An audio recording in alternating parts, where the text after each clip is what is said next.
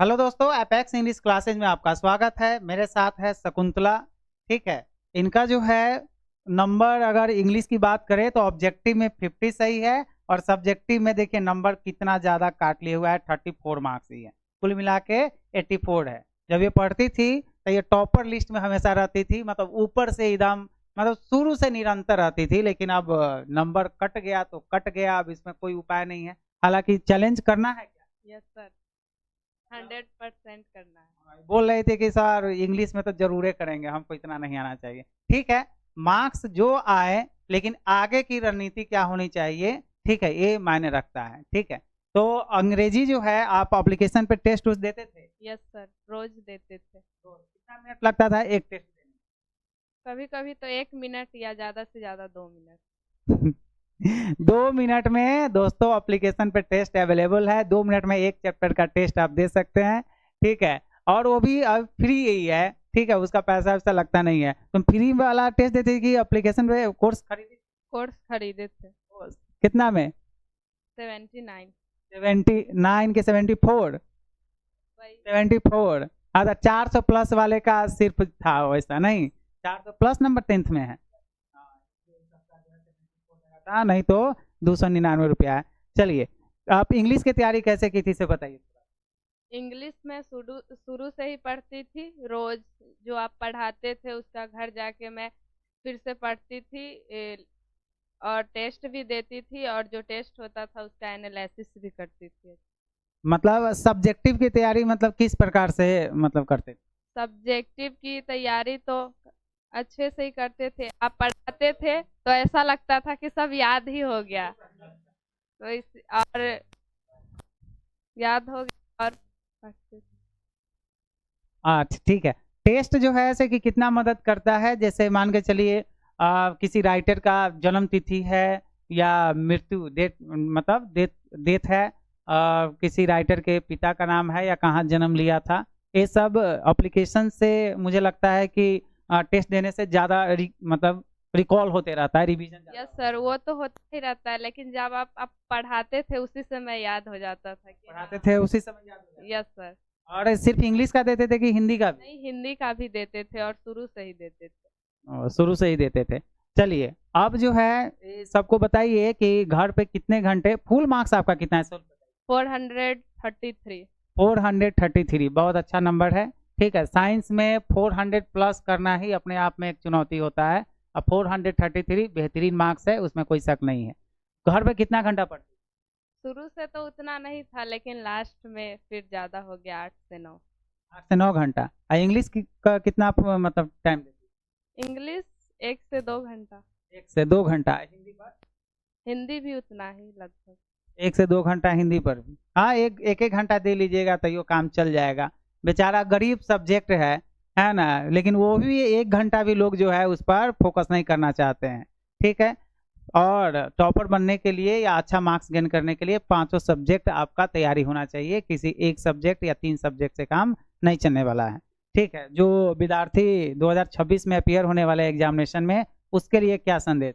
उसके लिए यही है कि शुरू से ही पढ़े। मैं तो उतना नहीं कर पाई, लेकिन जो है वो लोग शुरू से ही पढ़े और लास्ट में बहुत मेहनत करे। क्योंकि शुरू से जो जितना पढ़ता है और लास्ट में नहीं करता है तो वो कुछ नहीं होता है। लास्ट में बहुत मेहनत करना होता है। और शुरू में? शुरू में भी करना चाहिए। मैं तो नहीं की, लेकिन जो है अभी एग्जाम देंगे उनके लिए है कि वो शुरू से ही मेहनत करे। चलिए, ठीक है, बहुत अच्छी बात है। आगे का क्या एम है? अब इंटरमीडिएट तो हो गया, तो मैथ्स से है कि बायोलॉजी? बायोलॉजी से? बायो से है, आगे नीट करना। नीट की तैयारी करनी है कि नीट क्वालिफाई? नीट क्वालिफाई करना है 100%। नीट जो है ऐसे की तैयारी यहाँ पर लाखों बच्चे कर रहे हैं, क्वालिफाई जो है लाखों नहीं हजारों में ही होते हैं। तो तैयारी करना अलग है। तैयारी करने का मतलब है कोई कोर्स खरीद लिए, हाँ, सप्ताह में कभी 1 आध घंटा पढ़ लिए, हो गया तैयारी। ये तैयारी होता है। और क्वालिफाई करने के लिए आपको कम से कम 8 से 10 घंटे 2 साल तक मेहनत करना पड़ेगा, तब जाके आपका नीट क्वालिफाई हो जाएगा। बीच उच में अटकने का नहीं माता, मतलब सरकारी कॉलेज एमबीबीएस मिलेगा। तो इसके लिए प्रिपेयर है 2 साल 10 घंटे 8 घंटे देने के लिए? Yes sir. पिताजी इनके साथ है, पिताजी से बात हम करते हैं। किताब बउआ का 433 ना है? 433 नंबर आया रिजल्ट से, आप खुश है कि नहीं? हाँ खुश है। सबसे अहम भूमिका जो है माता पिता ही का होता है। अगर वो पुश करते हैं बच्चे को कि आगे बढ़ना है तो बच्चा भी एफोर्ट लगाता है और आगे बढ़ता है। तो नीट करना चाहती है तो इसमें कितना मतलब सहयोग रहेगा कि फिर वही पूछ रहे हैं कि घर पे जो है मम्मी इसकी शादी उदी का नहीं ना इंटर करने के बाद? ना ना अभी नहीं। अभी नहीं, मतलब ये जब अपना मुकाम हासिल कर लेगी तब। तो इसके लिए क्या मतलब आप सोच रहे हैं, इसको यहीं पे पढ़ाने का या बाहर सोच रहे हैं कि भेजने का, कि विचार अभी नहीं हुआ? ना शकुंतला को यहाँ पढ़ने का इच्छा हो या कोटा जाने का इच्छा हो, हम सक्षम है। मतलब पिताजी आपको बहुत कोऑपरेट किए हैं और आगे भी तैयार है। आप कोऑपरेट कीजिएगा कि नहीं? तैयारी मैं बहुत अपना बेस्ट दूंगी और नीट क्वालिफाई 100% करूंगी। चलिए, कोशिश होनी चाहिए 100% या 100% या 90%। अपना 100% देना है, क्वालिफाई होगा यह जो है यह रिजल्ट बताएगा। ठीक है, अपना 100% दीजिए। मतलब आपको ये मलाल कभी ना रहे कि ना अरे हम थोड़ा सा और पढ़ लेते ना तो हो जाता, ऐसा नहीं होना चाहिए। बस 100% देना है। बहुत बच्चे बाहर जाके या घर पे ही 1 महीना 2 महीना 10 घंटा 8 घंटा करते हैं, उसके बाद कहते हैं लग रहा है कि अब नहीं होने वाला है। ऐसा नहीं ना होगा बीच में? नो सर, ऐसा कुछ नहीं होगा। मैं तो शुरू से ही एकदम प्रिपेयर हूँ कि मुझे नीट क्वालिफाई करना ही है। एक और बच्ची थी जो बेहतरीन थी, है ना, नीट क्वालिफाई करने के लिए। तो हमको लग रहा है कि उनके पिताजी उनको सपोर्ट नहीं किए। 10th में भी टॉपर थी, 12th में भी टॉपर थी, लेकिन उनको शायद भेजा नहीं गया या क्या पता नहीं, वो यहीं रह गई। बेहतरीन थी। तो वो जैसा आपका नहीं है। आपके पिताजी पूरा एकदम एकदम कॉन्फिडेंट है क्या सर? हाँ हाँ पूरा कॉन्फिडेंट है कि यहाँ रहे, पटना रहे या जहाँ कहाँ भी, कोटा तक, है ना, जहाँ मन है वहाँ। ऐसे गार्जियंस बहुत कम को मिलते हैं जो सपोर्टिव होते हैं और जो फुल सपोर्ट के लिए आगे आते हैं। अब एक बात और बताना चाहेंगे हम, ठीक है, कि अगर नीट का लिए ठान लिए हैं तो जो 12th में अभी बच्चे हैं उनको क्या संदेश देना चाहते हैं कि अभी 12th पे फोकस करें, उसके बाद नीट पर शुरू से जो है ऐसे कि मन रहना चाहिए नीट पर। नीट मतलब नीट लेके ही तैयारी करना चाहिए कि सिर्फ अभी 12th पे फोकस करना चाहिए?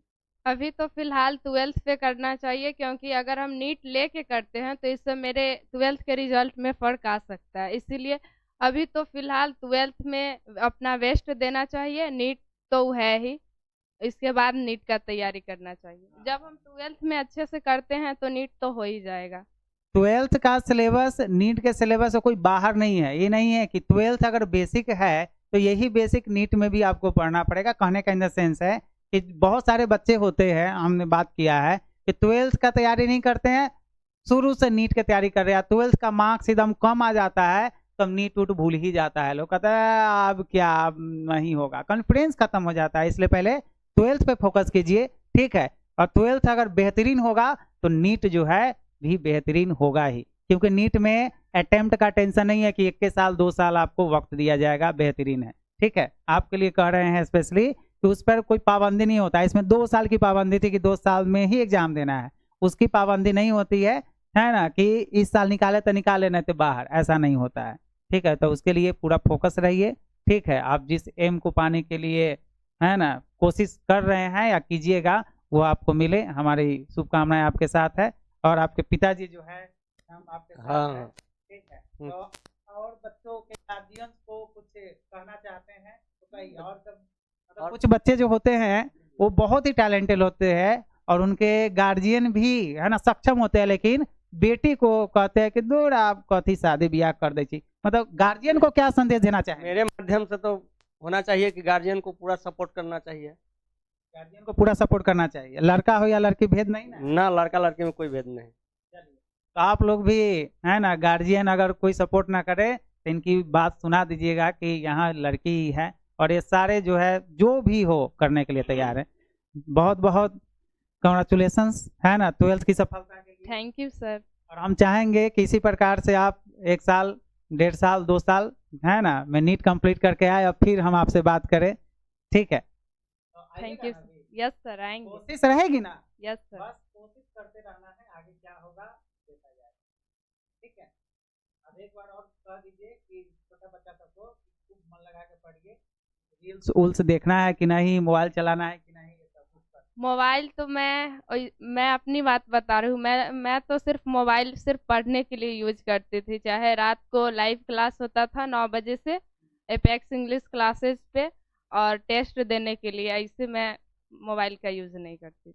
एप्लीकेशन करना भी नहीं चाहिए। और एप्लीकेशन लोगों को इस्तेमाल करना चाहिए कि नहीं करना चाहिए, उससे फायदा है कि नहीं? एप्लीकेशन से बहुत फायदा, एप्लीकेशन तो बहुत हेल्प देता है आपकी इंग्लिश और हिंदी में खासकर। एप्लीकेशन पे जरूर पढ़े और टेस्ट हमेशा देते रहना चाहिए। चलिए चलिए, तो फिर मिलते हैं नेक्स्ट टॉपर से, तब तक के लिए जय हिंद, जय भारत।